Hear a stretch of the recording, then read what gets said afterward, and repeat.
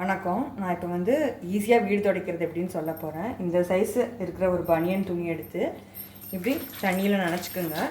அதுக்கப்புறம் லைட்டாக புழிஞ்சிருங்க. ரொம்பவும் புழியக்கூடாது, அதே மாதிரி ரொம்ப தண்ணியாகவும் இருக்கக்கூடாது. இப்படி லைட்டாக ஈரத்தோடு இருக்க மாதிரி புழிஞ்சுக்குங்க. இந்த மாதிரி தரையில் போட்டு நம்ம இப்படி காலையே துடைச்சிடலாம். இப்போ நிறைய ஸ்பேஸ் இருக்கிற இடம்லாம் இருந்துச்சுன்னா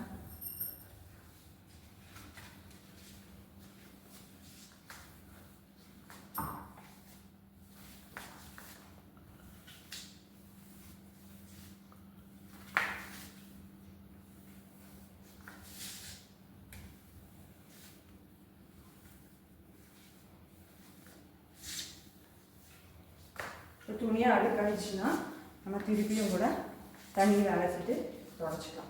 இதில் என்னென்னா நம்ம எந்த கெமிக்கல்ஸும் சேர்த்துறதில்ல.